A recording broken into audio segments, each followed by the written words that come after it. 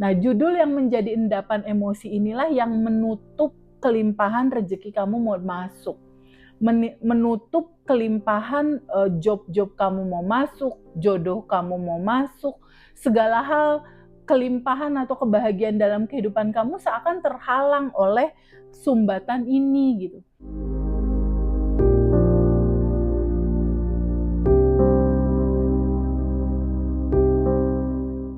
Ada sebuah pertanyaan yang ditanyakan oleh teman-teman. Dalam konteks spiritual, bagaimanakah membedakan antara melawan arus dan mengikuti arus yang sesuai dengan alirannya gitu, dengan jalan hidupnya, dengan sejatinya. Apakah sebetulnya yang membedakan itu antara melawan arus dan mengikuti arus? Gini teman-teman, tubuh ini adalah gambaran sebuah jiwa, gambaran sebuah ruang suci, di mana sebuah default penciptaannya adalah kita harus merasakan begitu banyak spektrum rasa dan itu diizinkan gitu. Diizinkan untuk kita merasakan itu semua. Karena semua proses perjalanan hidup, dia akan selalu membawa pada sebuah realita hukum keseimbangan. Jadi ada kebahagiaan, ada kesedihan, ada punya uang, ada hilang uang misal, atau ada rasa sukacita, bahagia yang besar dan ada kekecewaan. Ini dua sisi dualitas yang kita nggak akan pernah bisa terlepas dari dua sisi ini. Kadang kita bertemu, mungkin kadang juga ada momentum berpisah gitu, entah berpisah memang berpisah atau berpisahnya karena maut gitu. Nah, kebanyakan dari teman-teman ketika mengalami sebuah peristiwa tertentu, ketika ada satu hal yang tidak mengenakan misalnya dalam kehidupan kita, entah kita dikecewakan atau kita dibikin kesel, dikecewakan sama seseorang. Judul contoh melawan arus itu adalah sesuatu yang ketika itu terjadi kita nggak terima gitu. Kita nggak terima, kita menolak, kita mendorongnya, kita kesel, kita genggam, kita melekat sama kemarahan itu. Itulah yang melawan arus sebetulnya. Idealnya dalam kehidupan ini, apapun yang terjadi, semua sajian yang mampir atau hadir dalam kehidupan kita, naturalnya itu harusnya dia flowing. Naturalnya itu dia harusnya mengalir gitu, flowing. Apapun kebahagiaan yang ada, biasanya kan kita sambut terima, aduh seneng banget nih mengalami ini. Flowing dia mengalir, kita terima, kita rasakan penuh, lalu dia mengalir. Jadi ada masa dia datang, lalu dia pergi, hanya karena segalanya itu hanya sementara gitu. Nah, flowing ini ketika dia hadir lalu diizinkan untuk mengalir selesai, itu namanya flowing, itu namanya mengikuti alirannya. Nah, ada yang hidup selalu dan selalu dia komplain, selalu dan selalu dia mengeluh, selalu dan selalu dia nggak terima itu. Aku nggak terima, aku kesel. Bahkan kejadian 15 tahun yang lalu misalnya marahnya, keselnya, sakit hatinya tuh di titik sekarang tuh masih kebawa gitu. Masih disimpan sama dia. Itulah contoh yang melawan arus gitu. Biasanya yang melawan arus itu ujung-ujungnya lelah, capek. Dan ciri-cirinya biasanya orang-orang yang melawan arus itu orang-orang yang punya luka batin, punya trauma berkepanjangan, karena semua energi yang datang itu nggak dia terima, nggak dia sambut dan terima dengan kesadaran bahwa oh dalam kehidupan ini itu ada cerita dualitas. Ada cerita kebahagiaan kita sambut dan terima kebahagiaan itu. Ada cerita orang lain melakukan kesalahan sama kita. Ya izinkan aja itu hanya mengalir gitu. Nggak usah kemarahan, kekesalan, kekecewaannya tuh kamu simpen, kamu pendem-pendem di sini gitu. Jangan kamu melekat terhadap sebuah situasi. Karena segala hal yang melekat, dia menjadi endapan emosi. Nah, judul yang menjadi endapan emosi inilah yang menutup kelimpahan rezeki kamu mau masuk.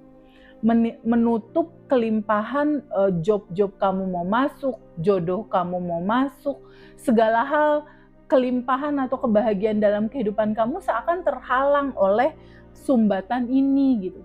Jadi teman-teman harus mengetahui, dua judul ini diangkat menjadi pertanyaan itu sangat keren sekali gitu ya.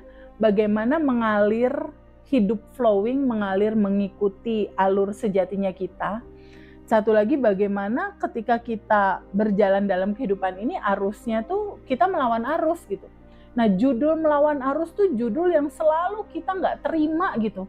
Aku nggak terima nih sama situasi ini. Aku nggak ngerti nih kenapa ini terjadi. Kenapa dia begitu? Kenapa dia nipu aku? Kenapa dia melakukan ini? Kenapa dia tidak berubah? Selalu dan selalu kenapa?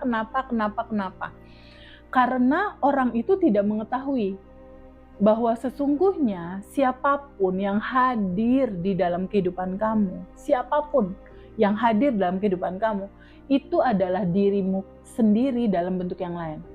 Itu adalah pantulan dari lapisan endapan emosimu sendiri yang merefleksi menjadi realita hidupmu saat ini.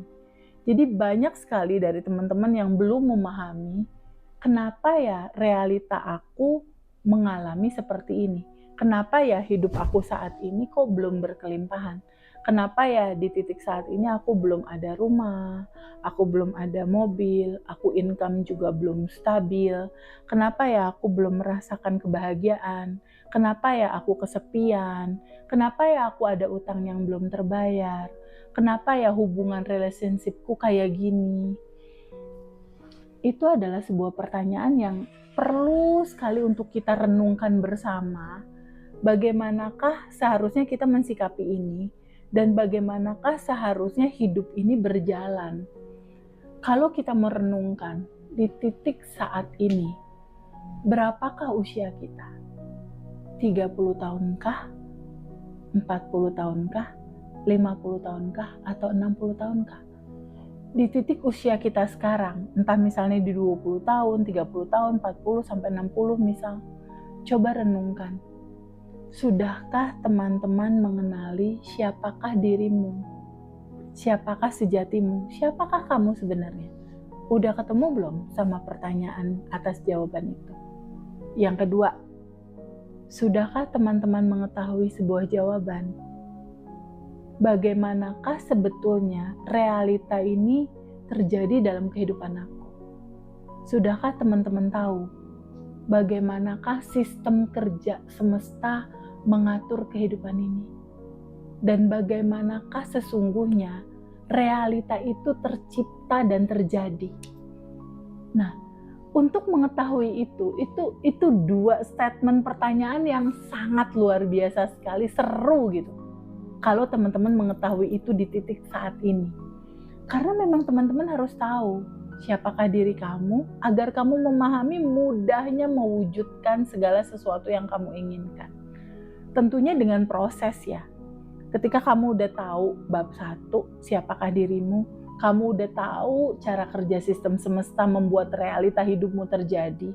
Nah, ketika 2 pilar ini kamu udah tahu, tentunya kamu akan mempraktekkan dalam habit yang baru. Cara berpikir kamu, cara merasa kamu, cara merespon kamu. Bagaimana getaran tubuhmu dominan menggetarkan sesuatu gitu. Bahwa kunci dari segalanya itu adalah selaras gitu.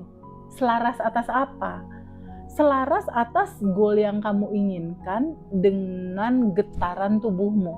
Ketika kamu menginginkan uang, tentunya ketika kamu dapetin uang itu, kamu mendapatkan rasa bahagia pasti. Kamu mendapatkan adanya rasa syukur dan rasa bahagia. Nah, 2 hal ini yang harus betul-betul kita pahami. Ketika getaran goals itu terjadi dalam kehidupanku, ada bahagia, ada rasa syukur. Nah, 2 rasa ini dulu yang harus ada di dalam kehidupan kita. Nah, bicara tentang bagaimana proses kehidupan itu mengalir sesuai dengan sejatinya kita atau fitrahnya kita, itu adalah sebuah proses di mana rasa yang kita rasakan itu nyaman. Rasa yang kita rasakan tuh kayak ngalir aja gitu, nyaman. Biasanya penuh kemudahan dan penuh dengan surprise gitu, surprise membahagiakan tentunya ya. Tapi di yang satu lagi, ketika kita melakukan sesuatu yang melawan arus gitu ya, melawan arus itu ciri-cirinya, TVB ciri-cirinya apa sih? Aku melawan arus atau aku flowing nih ngikutin aliran. Kalau melawan arus gampang kok indikatornya, gampang banget. Kamu banyak nolak, kamu banyak ngeluh, kamu banyak kenapa begini, kenapa begitu, kamu banyak pertanyaan tentang itu. Jadi bicara melawan arus adalah bicara ketika ada realita tuh realitanya nggak kamu terima gitu. Nggak kamu terima, kamu dorong, kamu pengen ngerubah itu, pokoknya nggak terima aja. Padahal sebetulnya semua itu diizinkan hadir gitu. Diizinkan hadir untuk kitanya tuh sebagai perjalanan jiwa nih, jiwa-jiwa kita ini harus terisi memang, harus mengalami memang semua rasa gitu. Bahagia, sedih, cemas, bingung, khawatir, itu semua rasa memang harus teralami. Ketika kamu tolak, dia nggak ngalir, ya dia datang lagi dalam bentuk loopingan. Datang lagi, ditolak lagi, datang lagi, ditolak lagi, datang lagi. Itulah cerita looping, itulah cerita kok hidup aku muter-muter gitu terus ya teh nggak selesai-selesai.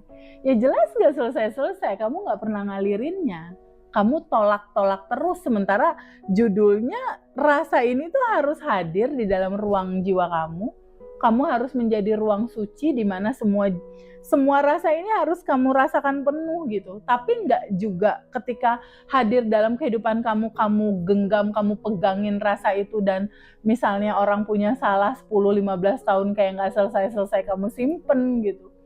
Itu sama aja kamu menyumbat energi yang seharusnya mengalir menjadi sumbatan-sumbatan yang begitu sangat banyak gitu. Dan kembali lagi, hidup ini adalah sebuah pilihan. Mau arus ini mengalir sesuai dengan alirannya, atau arus ini kamu lawan gitu. Harusnya flowing, ini kamu jalannya balik arah gitu. Arah arus airnya itu ke kanan, kamu malah jalannya ke kiri, jadi nabrak arus yang flowing. Dan itu sangat melelahkan sekali teman-teman. Kalau seandainya kita hidup dalam situasi yang selalu mengeluh, komplain dan mengeluh. Jadi sudah waktunya untuk kita menyadari bahwa jika kamu bisa bijaksana dalam hidup kamu, boleh nggak kamu tolong diri kamu sendiri, kamu tolong tubuh kamu tolong perjalanan hidup kamu tolong diri kamu sendiri. Start pertamanya gimana teh untuk aku nolong diri aku sendiri? Duduk, diam, pikiran kamu jangan terlalu ramai. Ketika kamu diam, sejatinya kamu, naturalnya kamu, sejatinya kamu yang sudah tanpa batas dan berkelimpahan. Kesadaran tentang kemurnian, kebahagiaan dan kebahagiaan berikutnya itu akan datang gitu. Ketika kamu duduk diam, minimal deh kalau untuk yang awal-awal ya, 5 menit aja sehari. Kamu bangun tidur udah mandi, udah enak ya, udah wangi. Kamu duduk diam hanya untuk mendengarkan nafas kamu aja. Kamu diam untuk mendengarkan nafas kamu aja. Lalu kamu ngomong ke dalam, ya Allah yang maha baik, wahai Tuhanku yang aku sayang misalnya, atau apapun nama itu disebut. Kamu mulai merenung 5 menit itu, diam, sadari nafas, lalu mulai bertanya, ada lapisan endapan emosi apakah yang belum aku terima dan belum aku lepas? Tolong kasih tahu aku ingin mengalirkannya gitu. Sehingga penolakan-penolakan dalam realita kehidupan yang harusnya mengalir, tapi ini kamu melawan arus, nanti perlahan tubuh kamu akan fleksibel sendiri. Kamu akan merasakan kebijaksanaan yang lebih gitu dari sebuah realita perjalanan hidup. Jadi itu teman-teman, ciri-ciri dari bagaimanakah jika arus itu flowing, biasanya dia nyaman dan hidup kita penuh kemudahan. Kalau seandainya melawan arus, biasanya gampang kok indikatornya. Kamu lelah, kamu capek, kamu banyak komplain, kamu banyak protes gitu.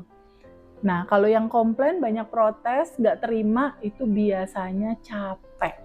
Dan biasanya terjadilah looping yang tidak berkesudahan. Intinya hidup itu adalah pilihan kamu mau tetap pakai identitas lama atau identitas baru.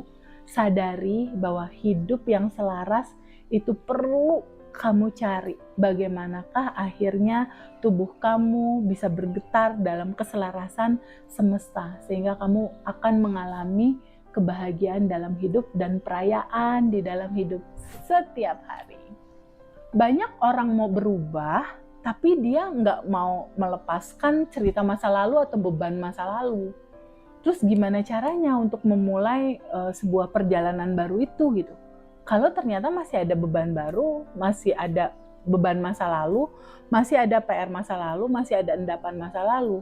Terus dari mana cara memulai ini semua? Nah, ini sesuatu yang keren banget menurutku pertanyaan ini.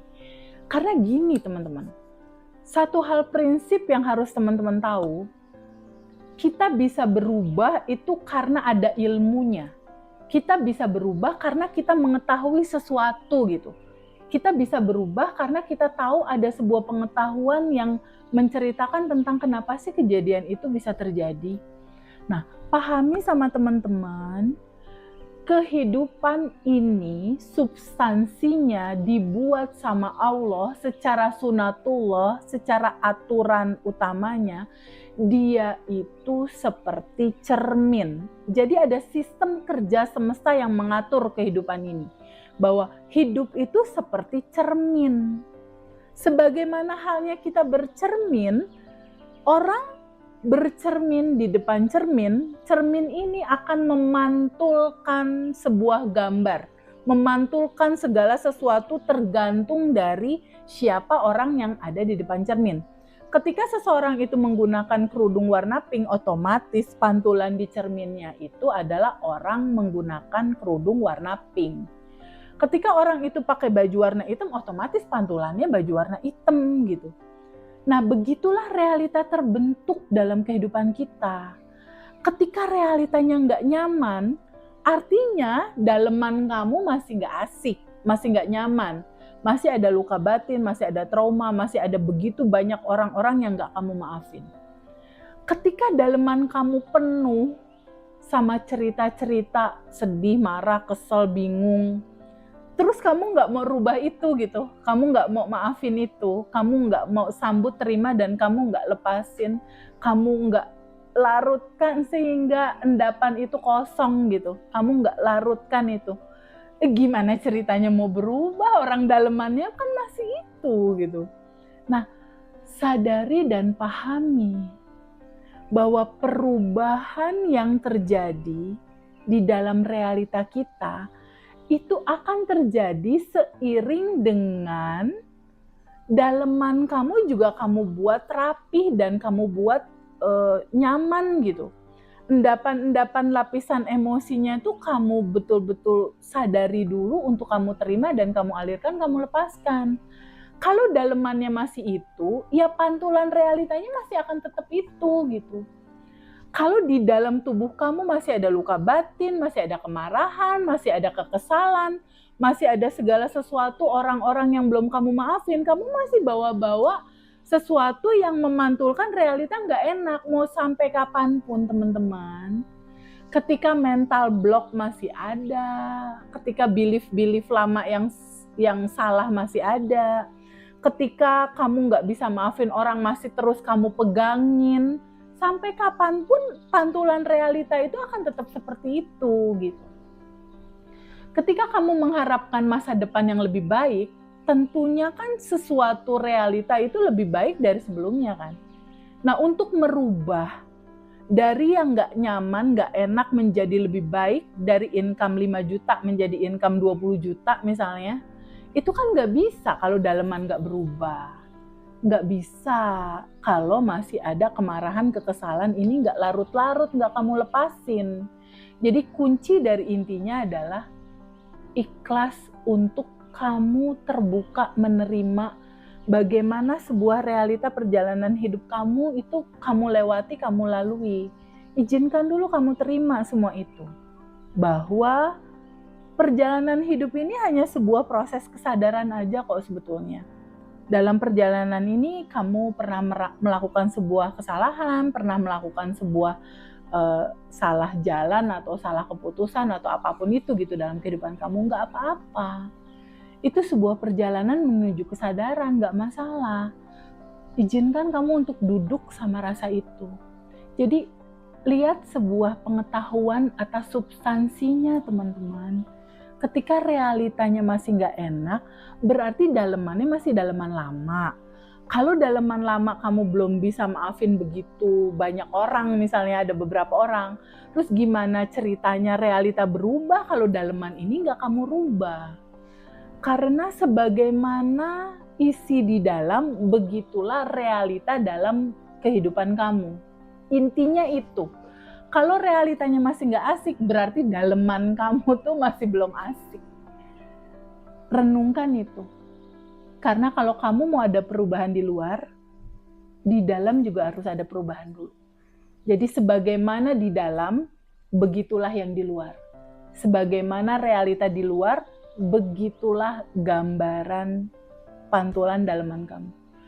Jadi siapapun orang-orang yang hadir dalam kehidupan kamu sekarang, entah itu pasangan, entah itu anak, entah itu ibu, bapak, relasi bisnis atau siapapun itu teman-teman. Teman-teman itu seakan-akan seperti bercermin gitu. Pasangan kamu yang mungkin kamu lihat, oh dia cerewet, dia ngeselin, dia segala macem gitu. Sebetulnya itu konfirmasi atau pantulan di dalam diri kamu sendiri. Pantulan lapisan endapan emosi. Endapan emosi dari mana? Dari sejak kamu kecil. Kamu berinteraksi sama ayah kamu berinteraksi sama ibu kamu berinteraksi sama kakak kamu, sama ring satunya kamu. Itulah gambaran siapakah dirimu. Jadi orang-orang yang hadir dalam kehidupanmu sekarang, itu adalah dirimu sendiri dalam bentuk yang lain. Jadi kalau seandainya semua PR-PR luka lama ini masih ada, bagaimanakah cara melepaskannya gitu? Bagaimanakah cara merubahnya? Bagaimanakah langkah awalnya? Sehingga realita aku tuh bisa menyenangkan ketika di sini masih ada luka, di sini masih ada PR gitu. Satu cara yang paling simpel, lepasin kemelekatan. Lepaskan kemelekatan. Gak usah kamu pegangin rasa kesel itu. Gak usah kamu pegangin rasa marah itu sehingga kamu gak memaafkan. Kunci dari segala kunci, kamu harus menyadari dulu. Realitanya, semua yang terjadi dalam kehidupan kamu, itu memang diizinkan untuk hadir. Untuk kamu merasakan semua spektrum rasa. Semua spektrum rasa ini memang diizinkan untuk hadir dalam kehidupan kamu. Tapi dia hadir bukannya tiba-tiba hadir. Ada sebab yang mewujudkan semua itu terjadi. Sebabnya dari apa? Ya dari kita sendiri sebabnya. Dari lapisan-lapisan endapan emosi yang belum kita terima dan belum kita lepas. Jadi start awal atau step awal bagaimana merubah realita ini. Kamu sadari dulu. Ada luka, sadari dulu ada trauma, sadari dulu ada kemarahan. Di titik kamu sadar, oh ada ini nih di dalam-dalaman aku.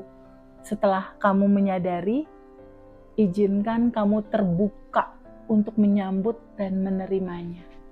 Sebagaimana kamu menerima kebahagiaan, dualitasnya setelah kebahagiaan itu juga ada kesedihan. Izinkan kamu duduk, kamu sambut dan terima. Ini start awal ya untuk memperbaiki itu ya. Sambut dan terima, duduk sama semua rasa itu, berdamai dengan diri kamu, berdamai dengan ring satu kamu. Gak usah kamu pegangin keselnya, gak usah kamu pegangin keselnya, gak usah kamu pegangin marahnya, gak usah kamu pegangin kecewanya. Izinkan aja kamu merasakan itu secara penuh sebagai perjalanan jiwa harus merasakan semua rasa-rasa yang muncul gitu. Karena ingat teman-teman, apapun yang kamu rasakan itu hanya sebuah sensasi rasa. Ingat lagi, di Abundant Revolution, di kelas kita, itu dibuka semua. bahwa sejatinya kamu itu siapa gitu. Kamu mundur dulu satu langkah, tidak melekat dengan semua rasa yang gak nyaman itu. Setelah itu duduk untuk menerima, merasakan penuh, menerima rasa itu apa adanya. Sekitar 3-5 menit deh, duduk diemnya itu. Hanya untuk bertemu pada sebuah titik kesadaran gitu. Bahwa semua ini aku harus sambut dan aku harus terima sebagai sebuah alur energi yang memang harus mengalir lewat tubuhku gitu. Kesadaran inilah yang sebetulnya sesuatu yang sangat istimewa gitu menurutku. Bertemu dengan kesadaran ini, bertemu dengan satu momen di mana kita menyadari bahwa semua realita ini memang hanya tamu yang datang dan ntar juga pergi gitu. Hanya tamu yang lewat aja. Jadi momen utama yang bagaimanakah seharusnya, apa yang harus aku lakukan ketika ada sebuah alur ini gitu. Yang harus kamu lakukan adalah kamu sadari, kamu sedang merasakan apa. Setelah kamu menyadari, izinkan sambut dan terima rasa itu. Duduk berdamai dengan rasa itu, terima rasa itu apa adanya, lalu izinkan kamu alirkan rasa itu. Kamu izinkan dia mengalir, gak kamu sumbat, gak kamu dorong, izinkan alirkan, izinkan lepaskan. Sehingga kalau seandainya lifestyle kamu sudah dalam judul habit menerima melepas menjadi lifestyle hari-hari kamu, hidup itu akan flowing, hidup itu akan mengalir, dan apapun realita yang hadir dalam kehidupan kamu, kamu akan selalu bisa merayakannya. Karena hidup ini adalah sebuah perayaan yang harus kita syukuri di atas rata-rata.